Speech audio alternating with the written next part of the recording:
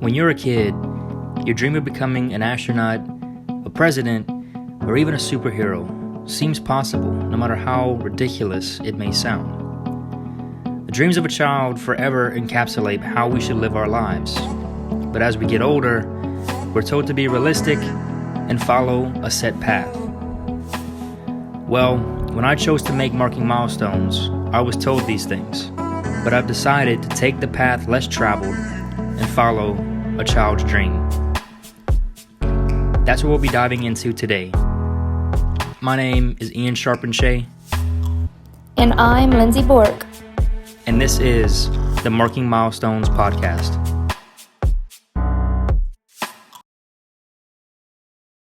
So I wanted to sit with you and let our viewers know just some questions about where did Marking Milestones actually come from for you. So we're going to jump right into the questions for you. So the first thing would be, how did you first come up with the idea for Marking Milestones? Okay, so for a while, like when I was younger, I'd always watch like people on YouTube and all these like, oh, we're traveling and we're trying to experience things in the world and like find ourselves kind of thing, which is kind of like a cliche that people talk about, but I mean, it kind of drove home for me because I've always had that problem and trouble of like finding exactly what my purpose is in the world. And I had to sit down with some friends one day and we were talking about how like, oh, you know, like we should make our own like t-shirts and like just like expand, like make a business. And they made it as like a joke at first and like, you know, oh, like we can make like some hunting shirts or something.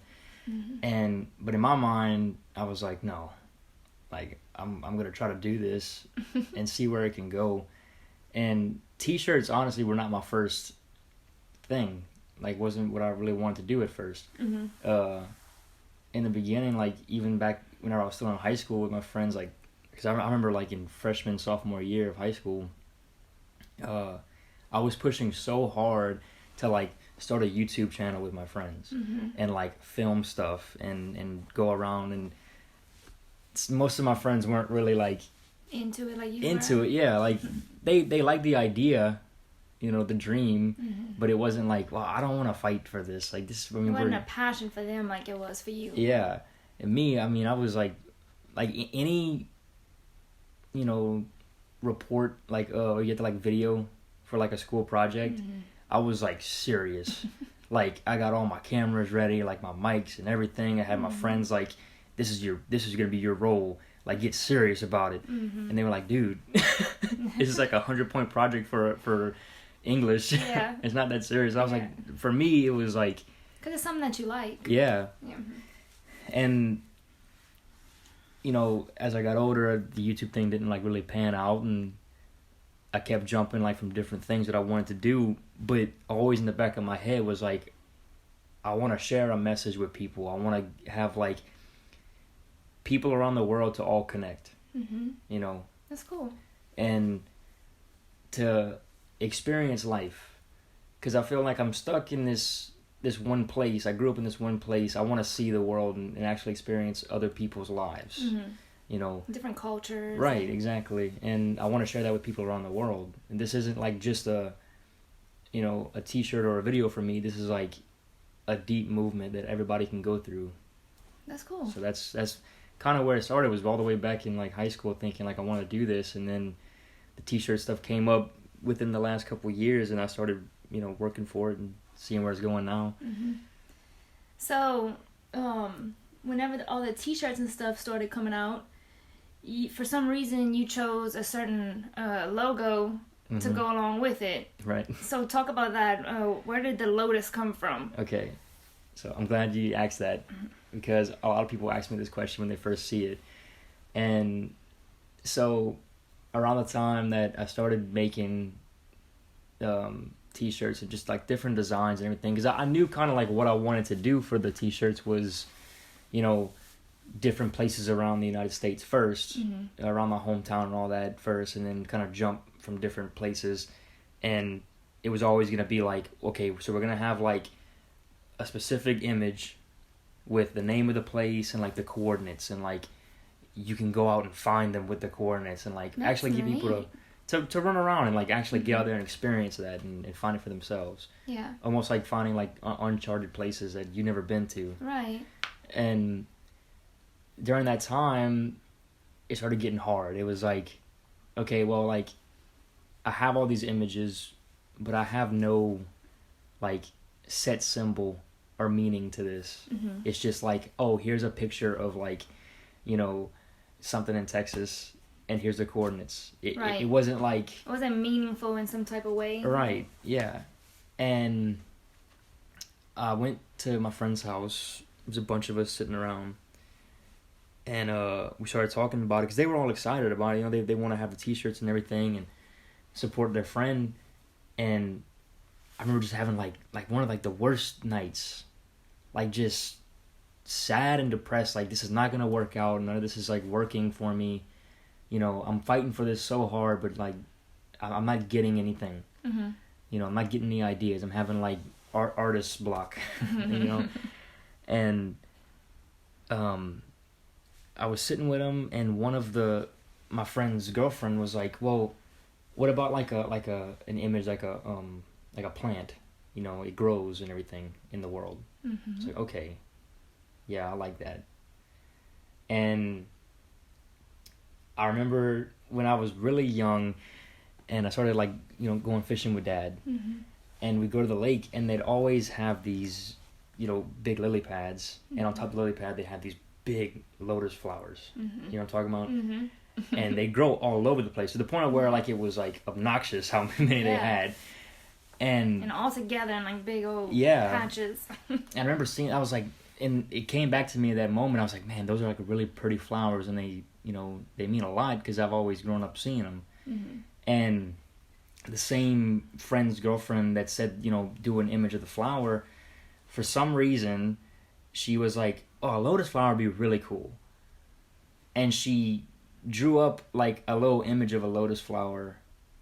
And at the time I had my name already. Mm-hmm. So she had like the name with the lotus flower kind of like drawn up on her phone. Mm-hmm. And I was like, oh my God, like that's perfect. So then I had the image, but I was like, okay, so like, yeah, I have the image, but like, what does that mean? Mm-hmm. And I started researching all this stuff, and like, I mean, they're local here. Like, we see them all over in like lakes and stuff. And I started reading, and they were like saying how the lotus, the way it grows, it starts off in this dark, disgusting, muddy bottom pit of the pond. Mm-hmm. But from that dark, disgusting place, beauty and life is found, because it grows up towards the light, out the water, and forms the lotus. Yeah. So I was like, okay, absolutely. That is pretty cool. I love that. Mm-hmm. And because in my mind, I think like, if you look at the news or you look at places around the world, like on YouTube and everything, they kind of only show you like some of the underbelly places, or like, small little this and that bars or whatever. Mm-hmm. But where like darkness and bad things and these low down places, beauty and life can be found. Right. You got to search for that culture and those people. Right. And that's what I took from the lotus. That is cool. That no matter where I go, I can find beauty and life within it. I like that. Yeah. That's nice. So I was thinking about, okay, so the name of your company is Marking Milestones. Mm-hmm. Leave your mark. Mm-hmm. So let's talk about that. Like, where did the name come from? How did you come up with that logo? And what does it mean? Okay. So, yeah,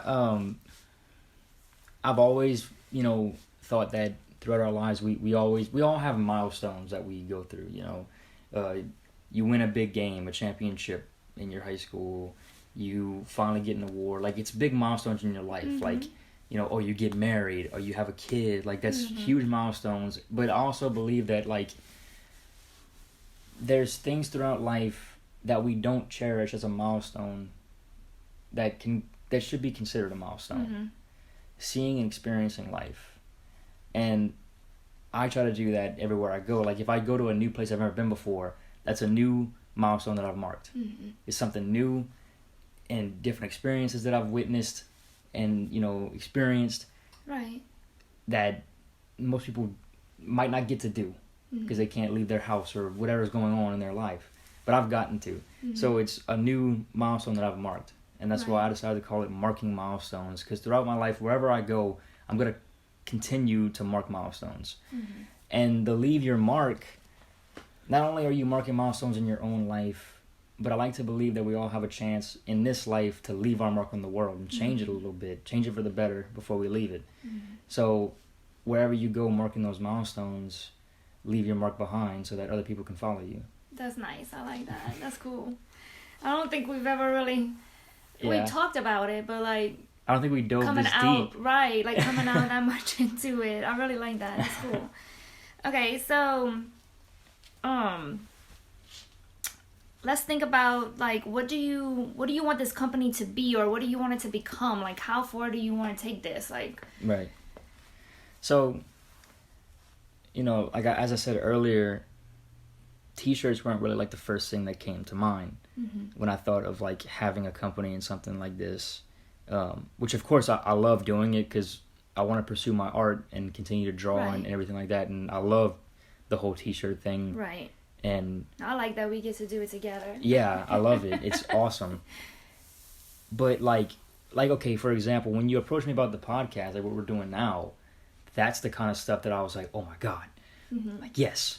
This is interesting and exciting about. Right, it's different. It's like, I want this to not only be a place that, you can get a t-shirt and you can travel and it's a travel apparel and all that. I don't want it to just be that.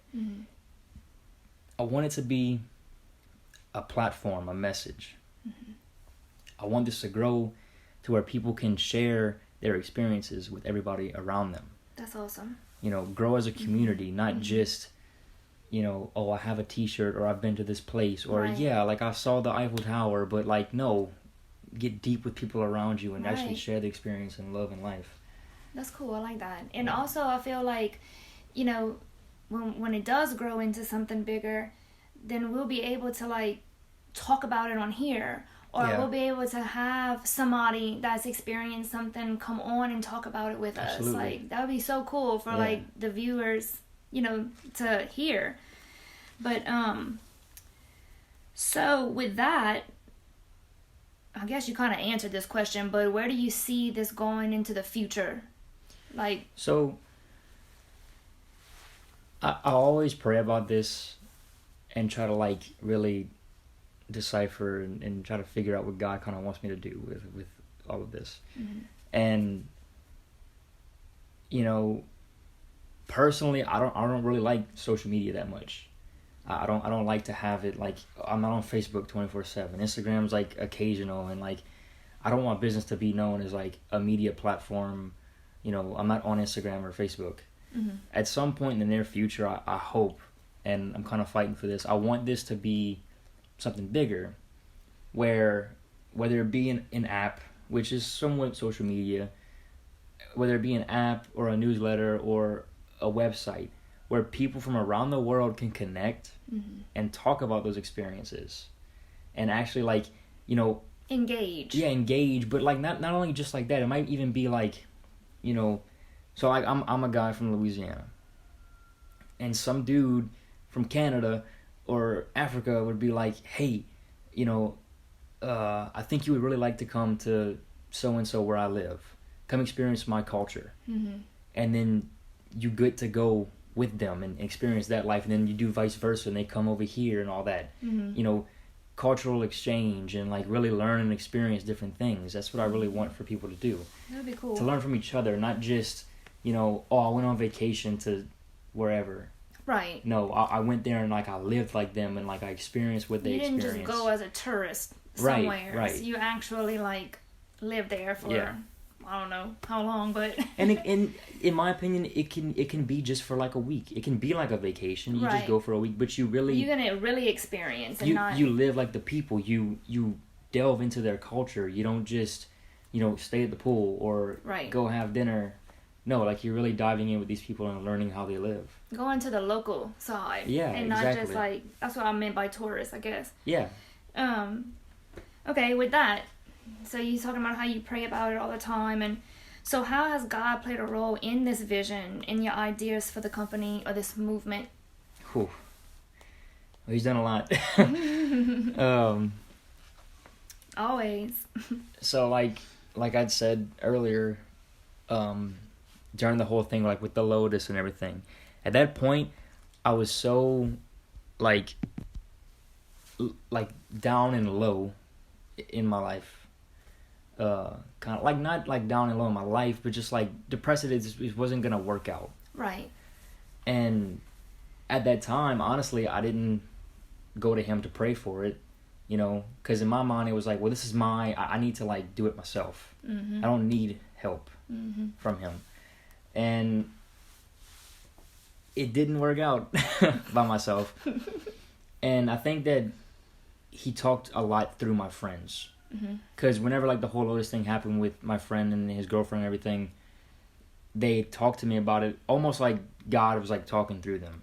And at that moment I was like, okay, this isn't y'all. Like, this is like God like screaming like, hey, And after that moment, after kind of like getting the name and getting the image, I started praying about it. And even now I'm still hearing him like, with you too, with the faith collection that we are hoping to, push for. Soon. Yeah.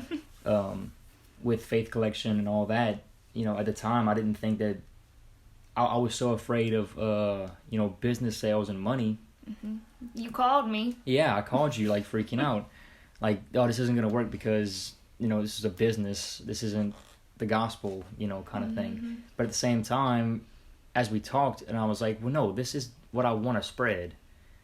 The wellness and goodness of others, God's message, life and experience, this is what I need to do. Right. And again, that was him talking through people around me.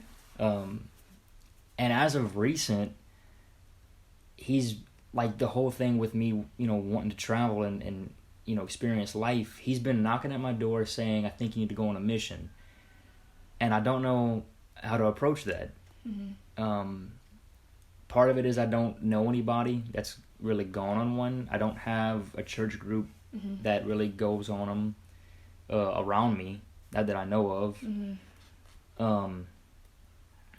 And he's continuing to like kind of like say it. People around me is kind of like, hey, he's nudging you. Yeah, like dropping little hints, and I'm not sure how to take that jump, but I know sooner or later I'm gonna have to.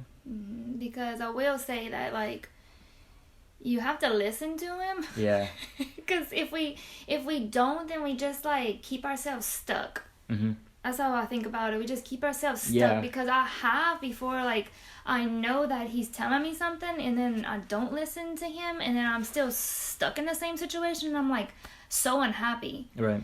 But, like, when you do take that leap of faith and you listen to him and you do, like, he's going to make sure that everything's just going to work out. You don't know how it does. It just does because it's him at work. Yeah. Well, and right now in my life, kind of, it's like I'm in this like stale flow. Like nothing's different or changed. It's wake up 6 o'clock, go to work, get home, do school, get home again from school, do more work for the business, stay up till 10 o'clock doing that work, finally go to bed. Same thing all over again. And do it again the next day. And I think that's partly is what he's trying to explain to me is that, maybe you do need to go on a mission to kind of like break the... You don't have to be on that same routine all the time because life doesn't happen like that. Yeah. Life changes all the time. Right. And I personally believe that if I would go on this mission, wherever it would take me, because I kind of want it to be like a blind, like, put me somewhere on the earth, which is kind of crazy, but... it's just going to come to you probably. Probably so. Through somebody, through something. Yeah. I don't know. But I think it can kind of like give me an idea of myself and, change the whole flow of how I want to attack this. Because I feel like now I'm not making as good as decisions as I was at the beginning because I'm stuck in a constant flow of, nothing's changed, nothing's different. So I'm just stuck in stagnation. Yeah. He's gonna send it to you. Yeah. You don't know in what form, but it's gonna come to you. And then the only thing is that you have to listen whenever he does send it to you. Yeah. And sometimes that's very hard to do. Mm-hmm. I'm not gonna sugarcoat it, but so, do you think that this whole movement will become more than what you ever dreamt that it would be? I hope and pray that it becomes like huge, you know. And let's talk about like why do you hope that? It's not about, I don't think, and I don't feel this from you and not from me either. It's not about like fame or fortune or anything like that. Oh, absolutely not. No. It's about spreading it. Yeah. You know. If I would wake up tomorrow and like the message blew up and it was the biggest thing since sliced bread, you know, but I didn't get a single penny, I'd still be happy. That's right. I would be like, because my message reached the world. That's awesome. It's not about, you know, how much I got paid for it or what it's going to do for me in the future. No, it's the fact that, you know, I woke up with a dream and I'm going to pursue it. Right. You know, I have a message that I want to touch the world, to whisper in the ear of every person on earth. And it did that. It had nothing to do with, you know, my sales or... and it took a lot to get to that point, because whenever you're young and you're in college, all you hear 24/7 is get a good job and make as much money as possible. Otherwise, you're not successful. Right. And I don't believe that anymore. It took a long time to get to that point, but I don't believe that money measures success. I like to believe that enlightenment and experience and memories and life as a whole is what, you know, grants your success, not money. If my message would, you know, this whole movement, this whole business, everything would grow, and oh God, you know, it's hard to even comprehend or think that, you know, it could happen. You know, it could grow. It could be something big, and part of it terrifies me because, you know, the things you hear about, like, quote unquote famous people and like famous things, is like their lives are changed and different, and people try to change them, and like almost like Hollywood lives, which I'm not thinking that this is going to be like that, right? But when life changes in that dramatic way, you got to change with it, kind of thing. And, you know, how will that change my life, and how will things be different? And part of that scares me, but the other side of it is that, like, you know, to know that other people around me would understand the message and grow from it, that by itself is amazing and an accomplishment in my book. You know, it's kind of like the age-old thing where it's like, you know, I'm not worried about saving the whole world. I'm worried about saving that one person. If I can reach that one person, that matters to me. You know, if it does save the whole world, then absolutely. But, you know, I'm worried about one at a time, that one person. If I can reach him. It's kind of like he'll leave the 99 for the one. Yeah. You know? You know, it's just that kind of mentality. Yeah. That's awesome. Well, thank you so much for sharing that with us. Yeah. This was awesome. Yeah, it's something that I'm constantly thinking about and hoping for. That's awesome.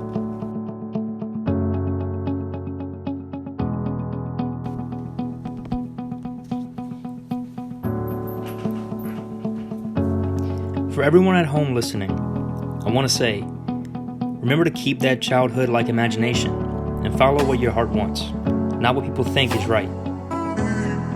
Remember, always leave your mark.